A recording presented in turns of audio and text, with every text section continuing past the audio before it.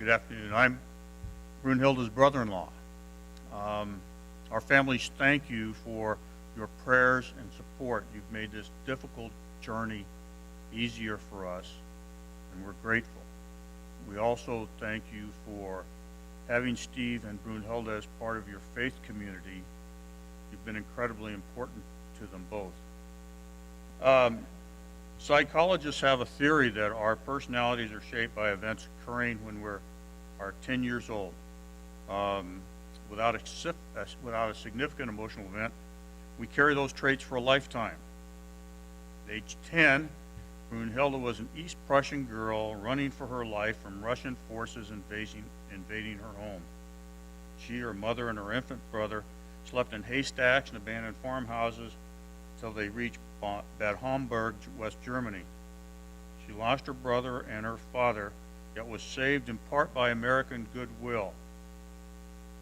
She had two close friends, Sybil and Hannah, with whom she remained in close contact her entire life. Hannah wrote a letter that she asked we read today, so I will. Memories of Brunhilde's two best school friends in Germany. Brunhilde, Sybil, and Hannah met at school after World War II in Bad Homburg, where Brunhilde, Sybil had arrived with their mothers as refugees. We were skinny German post-war girls who received a daily meal thanks to the American school feeding scheme, and who wore the odd item of clothing which we'd been fortunate enough to obtain from one of the American care parcels. We soon became inseparable and went to Girl Guide camps together, and later on adventurous cycling trips in the school holidays. Brunhilde was very interested in literature from early on and wrote plays which were then performed by our classmates. She learned the longest poem in German literature, The Bell by Friedrich Schiller, by heart, and recited it from our class to everyone's amazement, especially our teachers. When Brunhilde married Haken and moved to Norway, Sybil and her husband Alfred visited her, and every time she returned to Germany, we were there to meet her. Later, when Hannah married her English husband Alan and moved to South Africa for 12 years, every time she came back to Germany, Brunhilde and Sybil would be there, although now, with all our children, we did not get much time to spend with one another. After Brunhilde's marriage broke up and she met Steve Watkins, it was good to see her so happy again. Hannah and Alan, now back in England, spent their first Thanksgiving in Germany with them and young Mike.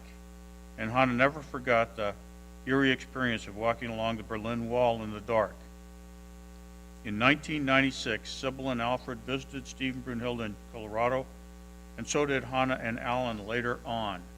Whenever Brunhilde came over to visit her aged mother, Hannah tried to come over from England to meet her, while Sybil looked after Brunhilde's mother in the retirement home for many years. And so it was that the three of us were together again when Brunhilde's mother was laid to rest in the town where we had all grown up, friends for more than 60 years. Sybil enjoyed a lovely holiday with Brunhilde in Kauai in 2010, and she was delighted to meet Steve's relatives in the Eugene house in the forest with huge grounds and a large workshop. She was so warmly welcomed into your Methodist church community in Veneta and remembers your church very well and will be with you in thought during the memorial service. Hannah has been a member of her Newbury Methodist Church for years, and we'll both be praying for the Watkins family, your church community, and especially for Steve. That's the end of her letter. I'm so impressed that this young Prussian girl grew up to be such a nice lady, as our pastor told us. Prussians are a little bit like Germans, except they don't have as much of a sense of humor.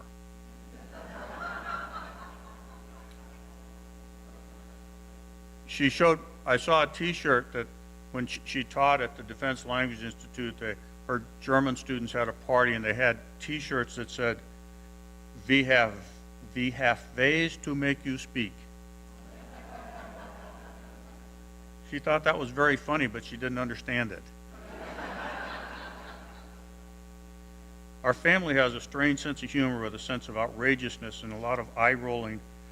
In the past 4 years, Brunhilde finally stopped taking the silly things I would say at face value. I think I even saw some eye rolling. She loved her kids. She said her boys, Harold and Bruno, had turned out to be delightful men, and her daughter, Louise, had raised a wonderful son. Brunhilde's grandson, Fred, Louise's son, came to live with Steve and Brunhilde in Colorado when Louise was ill. They took him to karate and baseball and school, and she said he stayed with them just a little bit too long. He'd wormed his way into their hearts and broke their hearts a bit when he went back to his mother. She raised Steve's son Mike as her own and loved him as her own. Perhaps because she did not have a house as a young girl, Brunhilde searched for that perfect house, and she found it. She found their perfect last house in California, in Monument, Colorado, Falcon, Colorado, on Spencer Creek, and finally on Vista Drive. Well, she was still looking, but there was a. She loved looking for houses, that's for sure, and it was incredible foresight that she earned her realtor's license. I'm sure that proved valuable. In all fairness, each move was for Steve's benefit, even if he didn't want to move. They moved to a job, and he had a job with Space Command in Colorado. And then they lived on the north side of town, so pretty close to the academy where she worked. But Steve had to drive 45 minutes at night in the winter on icy roads, and so she found a house much closer to Peterson Air Force Base where he was, so he wouldn't have to drive that far. Of course, then she had to drive 45 minutes on icy roads at night in the winter. They moved to Colorado. They moved back to Oregon. They looked to be closer to family. Her family was very important to her, and she knew Steve's was very important to him. And they looked at most of the houses in Northern California and Southern Oregon, and then found a house out on Spencer Creek. And then when Steve started to get ill, then she wanted to get closer to town, and so they moved to Vista Drive. We talked about her loving gardening and hummingbirds and flowers, and she particularly loved orchids. After several disastrous attempts to give us orchids, she found an artificial one which was stunningly beautiful, looks real. It continues to thrive, so that was his. She's an incredibly dedicated woman. She every week she set aside an hour to speak Norwegian by phone with a student.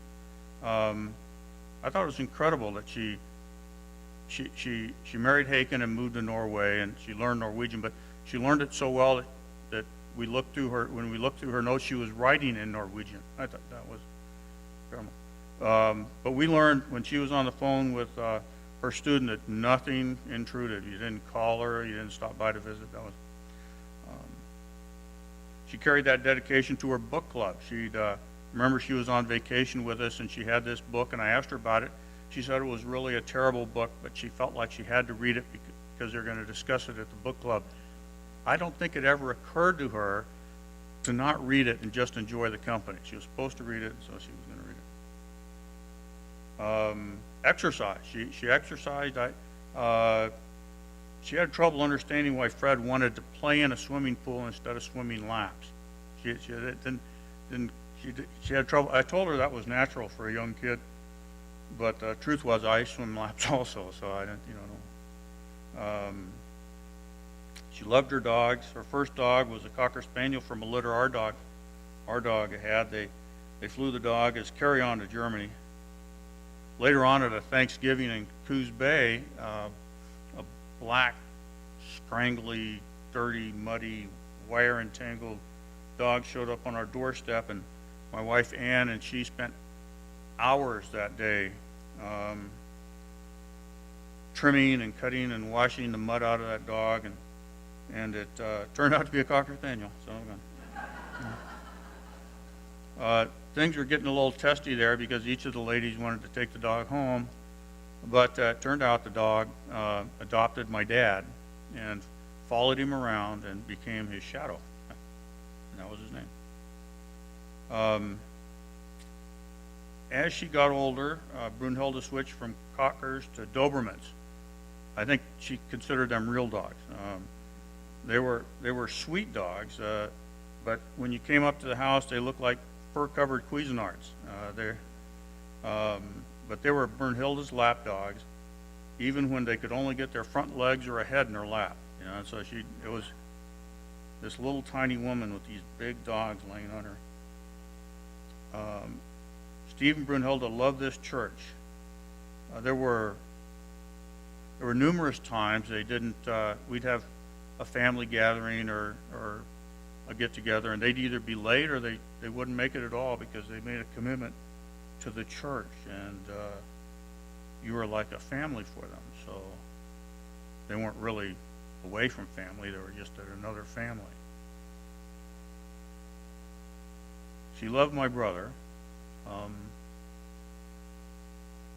We were at he was at Cascade Manor for a little bit, and he wasn't doing very well, and there was a nurse came over from Quail Park to see him to see if he'd be a good fit over there, and he wouldn't talk to her. He didn't want to talk to her.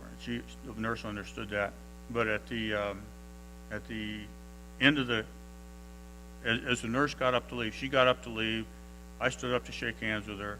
Steve hadn't stood up in days, and he stood up to shake hands with her, and his chair alarm started going off, and Brunhilde was crying because this was like old Steve. You know, it was the right thing to do. Someone's leaving, you stand up and shake hands with them. And then this little CNA aide came up and asked him if do we want to sit down, and he said, "Do you want to sit down?" You know, I don't think she understood. You know, I got it, he got it, she didn't get it. So Steve's doing better. She worried about him. I think maybe that's why she had her accident, because she was driving back from seeing him, and she'd been worrying about him for a month and what she was going to do, and maybe that was part of it. Part of the reason. I don't know. We know she's in good hands. We know she still loves Steve and loves us and wishes us all well. Thank you very much.